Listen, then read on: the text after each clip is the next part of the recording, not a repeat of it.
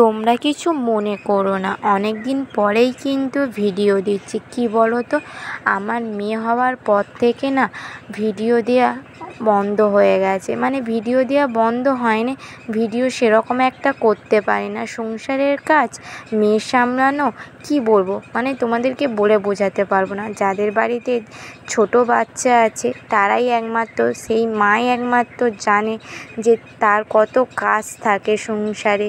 মেয়ে সামলানো, সংসার সামলানো, তারপর স্বামীকে সামলানো। তারে বলো, তোমরাই তো বলবে না যে ভিডিও কেন দেয় না, বড় বড় ভিডিও দিতে পারছো না কেন। অনেকেই আমার কমেন্টে বলেছো। তাদের উত্তরে এটাই আমি বলতে চাই যে বাড়িতে ছোট বাচ্চা থাকলে এরকমই হয়, ঠিক আছে। আমি কিন্তু আমার মেয়ে হওয়ার আগে আমি প্রতিদিনই অনেক বড় বড়ই ব্লগ ছাড়তাম। এখন আর দিতে পারি না। কেন জানো? বাড়িতে ছোট মেয়ে আছে, আর আমার ফোন বা কে ধরে দেবে তোমরাই বলো। আমি ভিডিও বানাই, আমার নিজের হাতে আমি ভিডিও বানাই। আমার না আছে নীল লাইট, না আছে আমার স্ট্যান্ড, কিছুই নেই। আমার হাত দুটোই আমার কাছে যথেষ্ট। তাই আমি কি করব, যখন ভিডিও বানাই তখন একা একাই ভিডিও বানাতে হয়। আর এইদিকে একটা উনুন বানিয়েছে, এই উনুনটা হচ্ছে আমার যা বানিয়ে দিয়েছে। কেমন হয়েছে অবশ্যই বলবে। আর এই পারে দেখো বাসনগুলো আমি কি সুন্দর গুছিয়ে রেখে দিয়েছিলাম। এপারে আমার মেয়ে দেখো সব কিছু ছড়িয়ে তছনছ করে দিয়েছে, তাই আমার মাথায় হাত।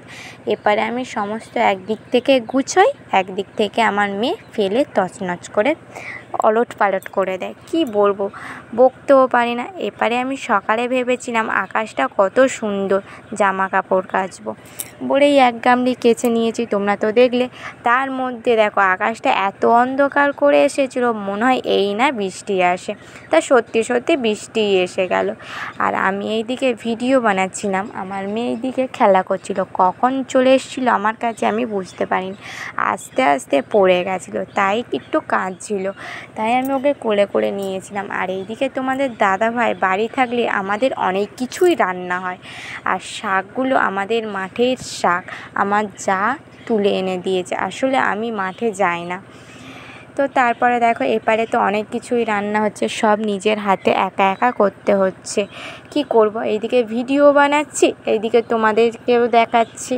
দেখো তোমরাই আমার কিন্তু পাশে থেকো, দূরে ঠেলে দিও না আমাকে, বুঝলে বন্ধুরা।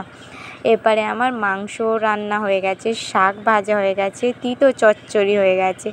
মেয়ে এপারে খাওয়ানো হয়ে গেছে মেয়েকে, ওপারে ওর বাবা চান করতে গেছে।